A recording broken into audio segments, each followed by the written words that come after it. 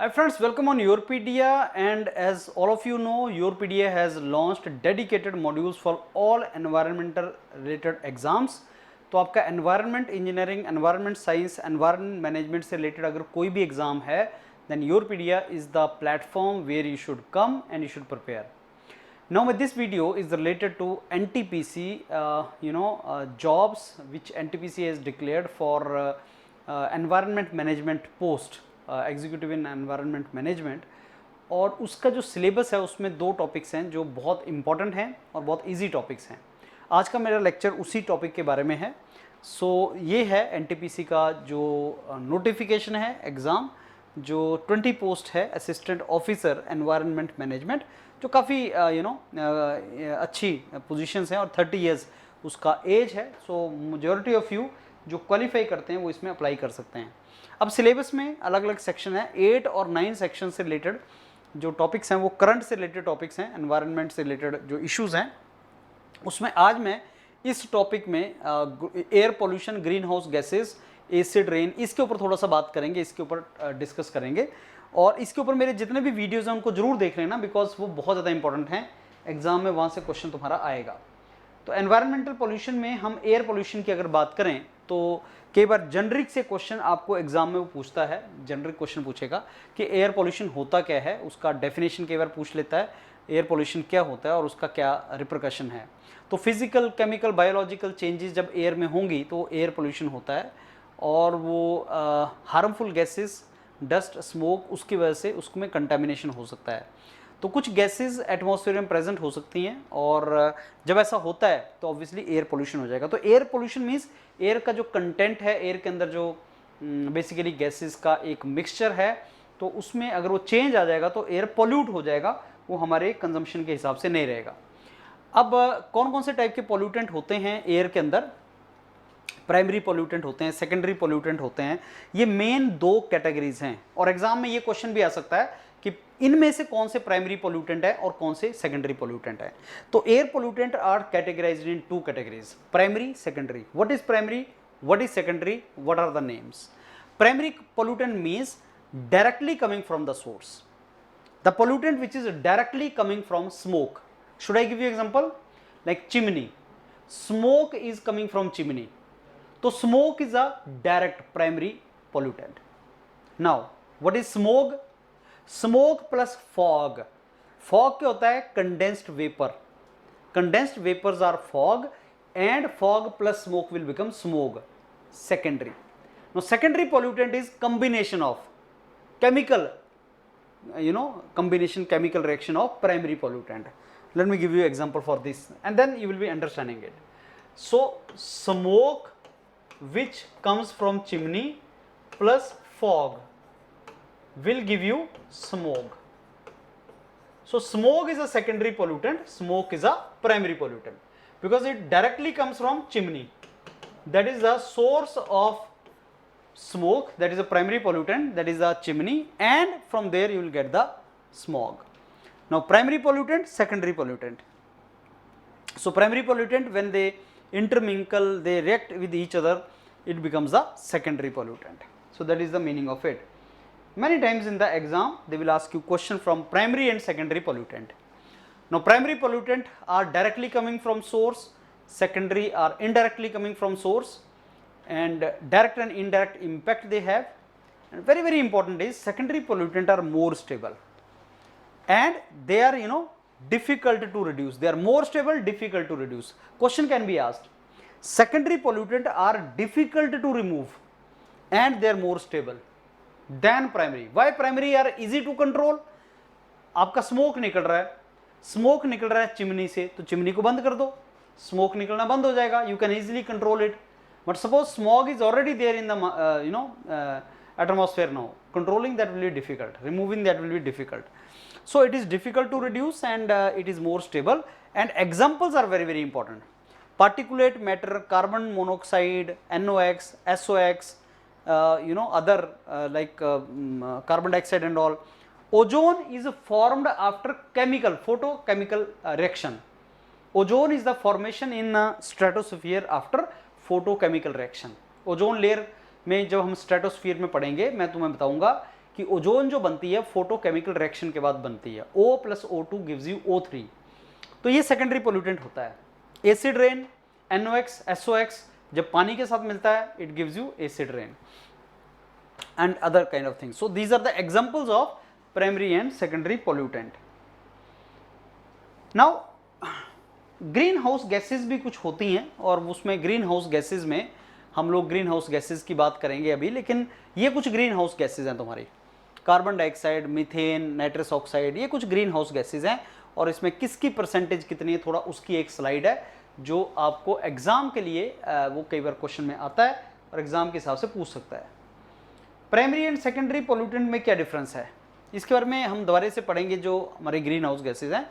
तो primary and secondary pollutant के नाम particulate matter, carbon monoxide, nitrous oxide, SOx, NOx बोलते हैं इसको, nitrogen oxide, sulphur oxide, SOx, NOx, ये सारे प्राइमरी, ये सेकेंडरी पोल्यूटेंट।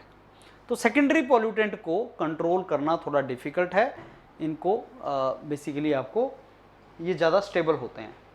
कुछ क्वेश्चन फ्रेंड्स आपके एग्जाम में किस तरह से क्वेश्चन फ्रेम किए जा सकते हैं। प्राइमरी पोल्यूटेंट इनमें से कौन सा प्राइमरी पोल्यूटेंट नहीं है, तो ऑब्वियसली ओजोन नहीं है। कौन सी स्टेटमेंट करेक्ट नहीं है प्राइमरी और सेकेंडरी को लेके, तो सेकेंडरी पोल्यूटेंट जो है वो इजी नहीं होता है कंट्रोल करना, ज़्यादा डिफिकल्ट होता है सेकेंडरी पोल्यूटेंट को कंट्रोल करना, इसलिए ये स्टेटमेंट आपकी करेक्ट नहीं है, you should know it. Particulate matter या पार्टिकल मैटर क्या होता है, और PM stands for particle matter, particulate matter या पार्टिकल मैटर, और इसका अलग अलग साइज होता है PM10, PM2.5, PM5, that means particulate matter जिसका साइज 2.5 माइक्रोन मीटर है। आपको पता है ना माइक्रोन मीटर क्या होता है, माइक्रोन मीटर होता है, ऐसे लिखते हैं इसको, माइक्रो का साइन ये होता है, दैट मीन्स 10⁻⁻⁻6 मीटर एक माइक्रोमीटर होता है, right. Metre, millimetre 10⁻⁻3, micrometre 10⁻⁻6 metre, बहुत ही छोटा होता है ये। और 2.5 मतलब 2.5 इंटू 10⁻⁻6 मीटर डायमीटर होता है उस पार्टिकल का, तो वो इतना छोटा साइज होता है। और फाइन पार्टिकुलेट मैटर जो होते हैं उनका साइज होता है 2.5, PM2.5 बोलते हैं, और जो आपका PM10 है वो थोड़ा सा बड़ा साइज होता है, वो आपका डायमीटर 10 माइक्रोन मीटर का होता है। और अगर जैसे से पार्टिकुलेट मैटर का साइज कम होता जाएगा वो ज़्यादा से ज़्यादा हार्मफुल होता जाएगा ह्यूमन बीइंग के लिए, बिकॉज वो लंग्स के अंदर एंटर कर जाता है और वो ज़्यादा के ज़्यादा हार्मफुल हो जाता है। और कुछ सोर्स होते हैं फाइन पार्टिकल्स के, जैसे जो व्हीकल से कंबस्शन निकलता है, पावर प्लांट से कंबस्शन निकलता है, वो कुछ सोर्स होते हैं पार्टिकुलेट मैटर के। अब इसका अलग अलग source, particulate matter 10, particulate matter 2.5, particulate matter 5, इसके जो अलग अलग सोर्स हैं उनका मैं अब आपको डिस्कशन करूंगा और हम डिस्कस करेंगे कहाँ से किस साइज का पार्टिकुलेट मैटर निकलता है। तो PM2.5 जो है, PM10 जो है वो कोर्स पार्टिकल होता है, और PM2.5 जो है वो बहुत ही फाइन पार्टिकुलेट मैटर होता है, और ये अलग अलग इसके सोर्स होते हैं और वही हम इसका डिस्कस डिटेल में करेंगे।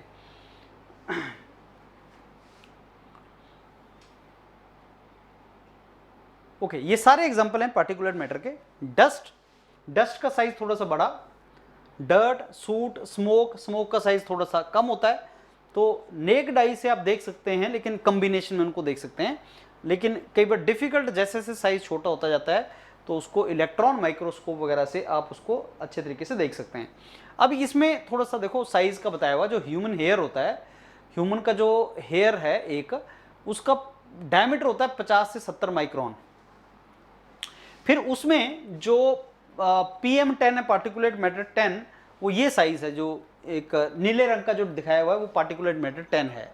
नीले रंग पे जो रेड कलर का दिखाया हुआ है पार्टिकुलेट मैटर आपका जो है वो 2.5 है, बहुत ही छोटा है। और आप अगर सी बीच के ऊपर जाओगे, सी के किनारे जाओगे, जो रेत होता है वहां पे, तो सैंड जो है उसका साइज होता है 90 माइक्रोन। वो आप सैंड, अगर सी बीच पे सैंड लोगे, उसका एक पार्टिकल लोगे, उसका जो साइज होता है 90 माइक्रोन मीटर होता है पार्टिकुलेट साइज। और बाकी इनका साइज आपको, ये जो साइज था आप कंपैरिजन कर सकते हैं इन सब का। ये एक और साइज इसका दिखाया हुआ है 90, मतलब एक सैंड का जो बीच पे जो सैंड है उसका साइज है 90 माइक्रोन। ह्यूमन हेयर जो है वो आपका पार्टिकुलेट मैटर 50 से 70, पार्टिकुलेट मैटर 10 कहाँ कहाँ मिलता है, डस्ट वगैरह में जो होता है वो पार्टिकुलेट मैटर, और जो सूट या स्मोक है वो 2.5। तो 2.5 बहुत ही छोटा साइज है। ओके, तो पार्टिकुलेट मैटर 10 कोर्स साइज, बड़ा साइज, और पार्टिकुलेट मैटर 2.5 बहुत ही फाइन साइज। अब पार्टिकुलेट मैटर जो है वो भी एक एयर पॉल्यूशन है और एक डेंजरस हो सकता है ये।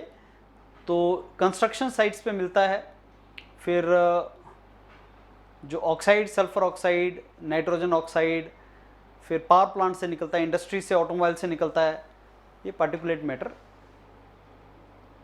सारे के सारा।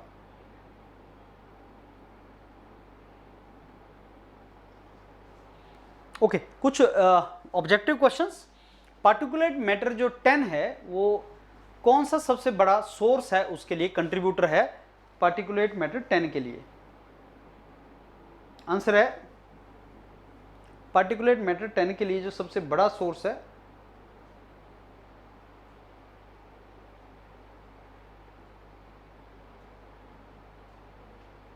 ओके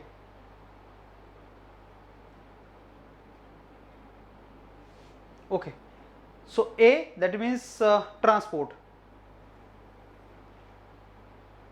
ट्रांसपोर्ट में बहुत सा आपका बड़े साइज का पार्टिकुलेट मैटर भी होता है, जैसे जो आपने देखा होगा एग्जॉस्ट से जो निकलता है उसमें के बड़े साइज के कार्बन के बड़े साइज के पार्टिकल भी होते हैं, तो उनका साइज PM10 के बराबर होता है। एयर पोल्यूशन सबसे ज़्यादा कहाँ पे होती है? तो कंस्ट्रक्शन में जो डस्ट निकलती है वो सबसे बड़ा एयर पोल्यूशन का कारण होता है। सोर्स ऑफ एयर पोल्यूशन सबसे ज़्यादा जो निकलती है आपकी वो कंस्ट्रक्शन से निकलती है, followed by waste burning. Air pollution के कुछ कारण क्या हैं, एयर पोल्यूशन होता क्यों है? तो सबसे बड़ा कारण आप देख सकते हैं, जो ऑटोमोबाइल होता है, बर्निंग ऑफ फॉसिल फ्यूल होता है। जब फॉसिल फ्यूल बर्न करते हो, जैसे ऑटोमोबाइल वगैरह के अंदर जो फॉसिल फ्यूल आप बर्न करते हो या पावर प्लांट के अंदर फॉसिल फ्यूल बर्न करते हो, तो SOx, NOx, कार्बन मोनोऑक्साइड, ये कुछ उसके सोर्स हैं जो एयर पोल्यूशन के जो कारण हैं, जैसे गैसेस हैं उसका सोर्स है। ऑटोमोबाइल से ग्रीन हाउस गैसेस निकलती हैं, कार्बन डाइऑक्साइड, कार्बन मोनोऑक्साइड वगैरह। एग्रीकल्चर प्रोडक्ट, और सबसे ज़्यादा जो हैजार्डस गैस एग्रीकल्चर एक्टिविटी से निकलती है वो अमोनिया है। पेस्टिसाइड, इंसेक्टिसाइड, फर्टिलाइजर में यूज़ होती है अमोनिया। और फैक्ट्रीज वगैरह से निकलते हैं आपके हाइड्रोकार्बन। माइनिंग एक्टिविटीज से मीथेन। मीथेन आप जानते हो एक नेचुरल गैस है। जैसे अगर आपसे पूछा SOx, NOx कहाँ से मिलता है, तो आप बोलोगे ऑटोमोबाइल से। अगर वो मीथेन पूछता कहाँ से मिलता है, वो मार्श गैस है, नेचुरल गैस, माइनिंग से। अगर वो पूछता है कि आपका कार्बन डाइऑक्साइड वगैरह, ऑटोमोबाइल से, कार्बन डाइऑक्साइड वगैरह आपके ऑटोमोबाइल से मिलती है। या एग्रीकल्चर से अमोनिया, NOx वगैरह। फैक्ट्री से कार्बन मोनोऑक्साइड वगैरह निकलता है। Effect obviously diseases, respiratory diseases, lung diseases. कई बार एग्जाम में क्वेश्चन आता है कि कार्बन मोनोऑक्साइड या एयर पोल्यूशन जो है उससे कौन कौन सी प्रॉब्लम्स हो रही हैं। तो जैसे अस्थमा की प्रॉब्लम बच्चों में होती है, pneumonia, asthma, lung cancer, respiratory, ये सारी की सारी उससे होती हैं। ग्लोबल वार्मिंग जो है वो एक ग्रीन हाउस गैस की वजह से होती है। ग्लोबल वार्मिंग आप जानते हो, वार्मिंग ऑफ द ग्लोब, मतलब ग्लोब का टेम्परेचर बढ़ जाना, एवरेज टेम्परेचर बढ़ जाना। उसका सबसे बड़ा कारण कि जो ट्रोपोस्फियर है, जो अर्थ के पास का एक एनवेल्प है, ट्रोपोस्फियर, जो 10 किलोमीटर तक होता है, तो सोलर रेडिएशन जब आती हैं वो अल्ट्रावायलेट रेडिएशंस होती हैं। सोलर रेडिएशन जब आती हैं, ये अर्थ का सरफेस है और 10 किलोमीटर तक की हाइट में आपका ट्रोपोस्फियर होता है, इसको ट्रोपोस्फियर बोलते हैं। जिसके बाद स्ट्रेटोस्फियर आता है और स्ट्रेटोस्फियर के अंदर ओजोन लेयर होती है। अब सन की जो रेडिएशन आती है वो अल्ट्रावायलेट होती हैं, जिनको ओजोन रोकती है, अगर ना रोके तो ह्यूमन के स्किन के ऊपर कैंसर होगा। फिर यहाँ पे रिफ्लेक्ट होने के बाद इनकी वेवलेंथ बढ़ जाती है और ये आपकी इंफ्रारेड रेडिएशन बन जाती हैं। अल्ट्रावायलेट जो है इंफ्रारेड बन जाता है। इंफ्रारेड रेडिएशन को कुछ गैसेस ट्रैप कर लेती है, जैसे कार्बन डाइऑक्साइड उसको ट्रैप कर लेती है। तो कार्बन डाइऑक्साइड एक ग्रीन हाउस गैस है, ग्रीन हाउस इफेक्ट होता है जिसमें टेम्परेचर बढ़ जाता है। अब ये जो गैसेस रेडिएशंस को ट्रैप कर लेती हैं तो टेम्परेचर बढ़ना स्टार्ट हो जाता है।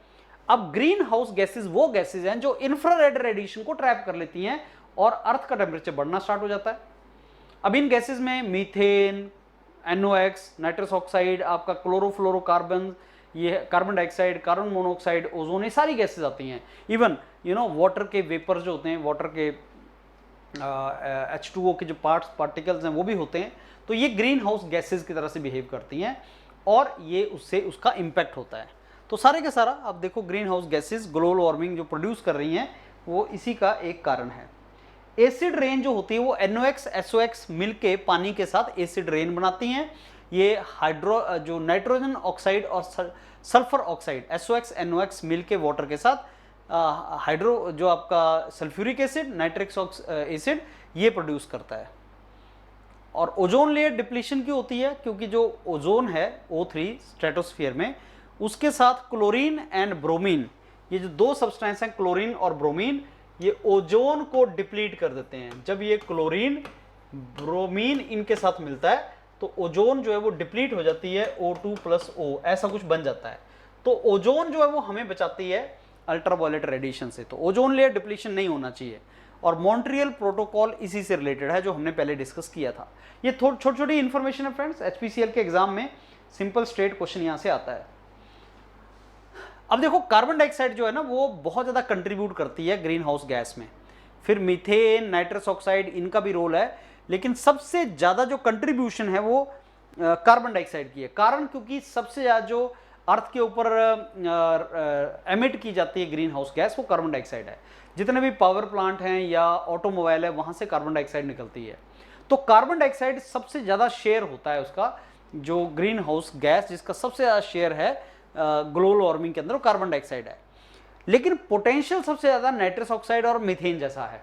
पोटेंशियल मतलब पर यूनिट कितना ज़्यादा ग्लोबल वार्मिंग प्रोड्यूस कर सकती है, वो इनका पोटेंशियल ज़्यादा है। लेकिन क्योंकि ये अमाउंट में बहुत कम है, जैसे नाइट्रस ऑक्साइड है या मीथेन है, ये अमाउंट में बहुत कम है, इसलिए ग्लोबल वार्मिंग उतना नहीं प्रोड्यूस कर पाते। लेकिन एक जो साइंटिस्ट ने एक वार्निंग दी है वो ये है कि सी बेड में बहुत सी मीथेन है, सी बेड के अंदर बहुत सा मीथेन है। और अगर ग्लेशियर पिघलेंगे, अगर सपोज जो आइस है वो पिघलेगा तो वो सी में चला जाएगा, सी से प्रेशर पड़ेगा बेड पे और बेड से मीथेन निकल सकती है और वो मीथेन फिर और ज़्यादा ग्लोबल वार्मिंग प्रोड्यूस करेगी। तो ये एक फियर है जो साइंटिस्ट ने शो किया हुआ है।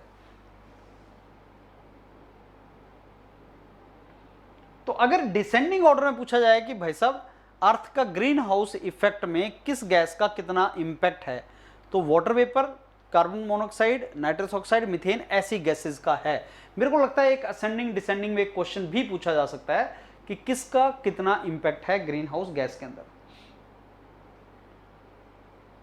अगर आप देखेंगे तो N2O जो है उसका बहुत ज़्यादा, N2O का बहुत ज़्यादा इफेक्ट है compare to CO2 in terms of basically global warming potential. एक टर्म है ग्लोबल वार्मिंग पोटेंशियल, कि ग्लोबल वार्मिंग कितना प्रोड्यूस करता है। सबसे ज़्यादा ग्लोबल वार्मिंग पोटेंशियल किसका है? वो बेसिकली हमने देखा N2O का, फॉलोड बाई CH4 मीथेन का, फॉलोड बाई कार्बन डाइऑक्साइड का। But because carbon dioxide amount में बहुत ज़्यादा है, इसलिए अर्थ के एटमॉस्फेयर में जो ओवरऑल कंट्रीब्यूशन है वो कार्बन डाइऑक्साइड की है। लेकिन पोटेंशियल किसका है सबसे ज़्यादा? वो N2O का है। So carbon dioxide, methane, N2O, इसका थोड़ा आइडिया आपको होना चाहिए। अब थोड़ा information in green house gases के बारे में। कार्बन डाइऑक्साइड निकलती कहां से? फॉसिल फ्यूल से, coal, natural gas, oil, solid waste, trees. तो केमिकल रिएक्शन जैसे सीमेंट प्रोडक्शन है। सो एक टर्म होता है sequester. Sequester means carbon dioxide जो एटमॉस्फेयर से निकालनी है, जो प्लांट इसको बेसिकली, तो इसीलिए तो बोलते हैं प्लांट और जो फॉरेस्ट है वो सिंक की तरह से काम करता है, कार्बन डाइऑक्साइड को खा जाता है। फोटोसिंथेसिस प्रोसेस होती है ये। मीथेन कहाँ से मिलती है? ये भी अगेन आपका ट्रांसपोर्ट से भी मिलती है, लेकिन ये एग्रीकल्चर से भी निकलती है। इसको मार्श गैस या नेचुरल गैस बोलते हैं। ऑर्गेनिक जो वेस्ट है उस जब डिके होता है तब भी मीथेन वहाँ से निकलती है। नाइट्रस ऑक्साइड जो है वो एग्रीकल्चर लैंड से बेसिकली जब आप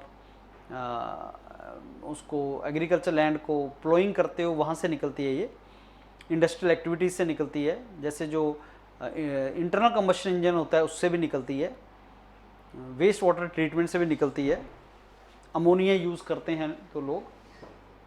उसी तरीके से फ्लोरिनेटेड गैसेस, ये आपके ओजोन डिप्लीटिंग सब्सटेंसेस हैं। ये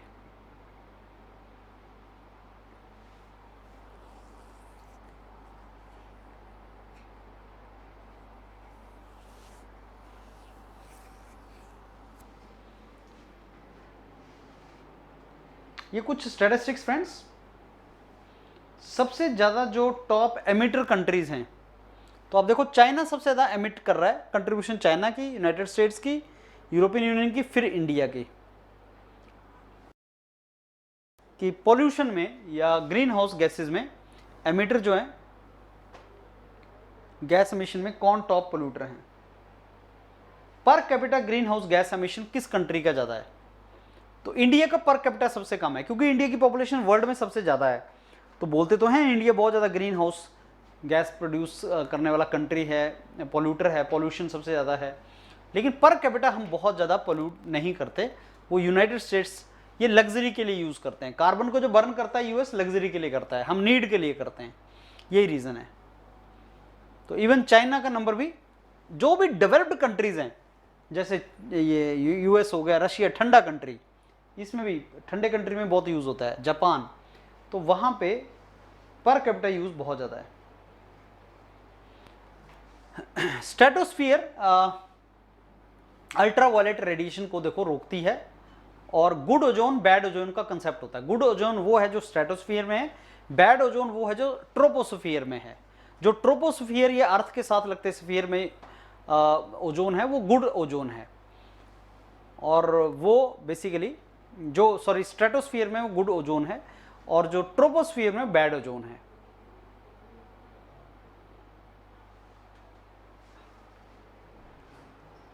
ये देखो डायग्राम के थ्रू, तो स्ट्रेटोस्फियर एरोप्लेन फ्लाई करता है 10 किलोमीटर तक, ट्रोपोस्फियर में ओजोन होती है 50 किलोमीटर तक। तो ओजोन लेयर ये है, देखो ये ओजोन लेयर वाइट वाइट में जो नज़र आ रहा है तुम्हें, तो स्ट्रेटोस्फियर में होती है ozone layer.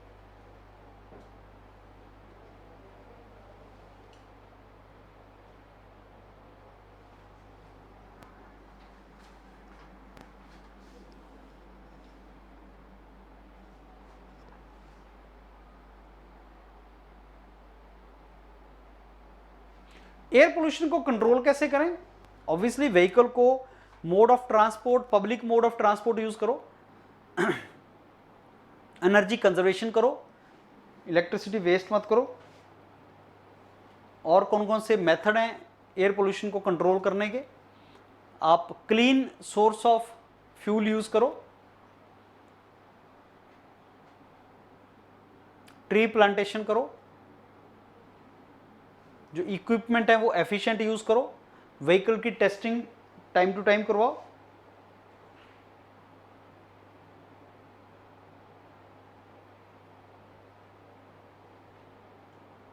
Acid rain is nitrogen oxide, sulphur oxide. Rain water जब इन SOx NOx से मिलता है तो आपको ये चीज मिलती है। डिफॉरेस्टेशन जो है वो मेन कारण है, बिकॉज जो फॉरेस्ट हैं, ट्रीज हैं, वो कार्बन डाइऑक्साइड को कंज्यूम कर जाते हैं। I think these are some of the questions friends जो एयर पोल्यूशन से आपको पता होने चाहिए। एनवायरनमेंट प्रोटेक्शन एक्ट 1986 बहुत ज़्यादा इंपॉर्टेंट है। कई बार एग्जाम में क्वेश्चन आता है कि जो मेन आपका पॉल्यूशन से रिलेटेड प्रोटेक्शन एक्ट है, लॉ है, कौन सा है? That is environment protection act 1986। कई बार लॉज में से क्वेश्चन आते हैं।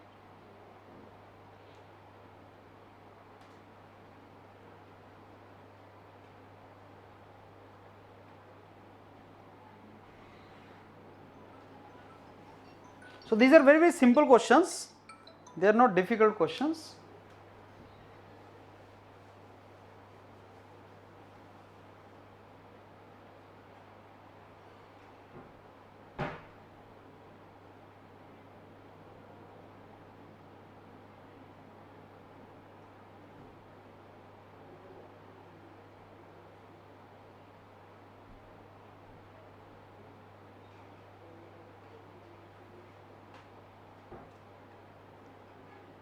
अच्छा, अब कुछ ऐसी टेक्निक्स हैं विच यू शुड नो, जैसे इलेक्ट्रोस्टैटिक प्रेसिपिटेटर, वो बहुत कॉमनली यूज होती है पार्टिकुलेट मैटर को, जो एग्जॉस्ट गैस में होते हैं पार्टिकुलेट मैटर, उनको रिमूव करने के लिए इलेक्ट्रोस्टैटिक प्रेसिपिटेटर यूज होता है। इलेक्ट्रोड वायर होती है इसके अंदर जो रिलीज करती है इलेक्ट्रॉन, और वो डस्ट पार्टिकल को अट्रैक्ट करते हैं। तो बेसिकली पार्टिकुलेट मैटर को कंट्रोल करने के लिए ये आपका इलेक्ट्रोस्टैटिक प्रेसिपिटेटर होता है। तो अगर एग्जाम में पूछा कि पार्टिकुलेट मैटर को किस तरीके से कंट्रोल करते हैं, तो वो इलेक्ट्रोस्टैटिक प्रेसिपिटेटर है। और उसमें एक कंपोनेंट होता है स्क्रबर, जो इलेक्ट्रोस्टैटिक प्रेसिपिटेटर में होता है, जो SOx गैस को स्प्रे ऑफ वाटर और लाइम के थ्रू निकाल देता है। CPCB का फुल फॉर्म क्या है? सेंट्रल पोल्यूशन कंट्रोल बोर्ड, और ये बना था 1974 में, और अभी आता है ministry of environment, forest and climate change के अंडर। एक और टर्म है फ्रेंड्स, कैटालिटिक कन्वर्टर, वो ऑटोमोबाइल में यूज होती है,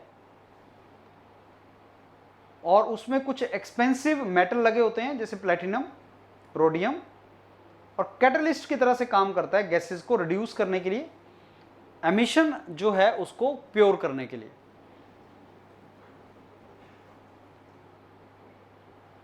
हाई लेवल बेसिकली नॉइज होता है, डेसिबल में मेजर करते हैं इसको, बहुत ज़्यादा डेसिबल नहीं होना चाहिए।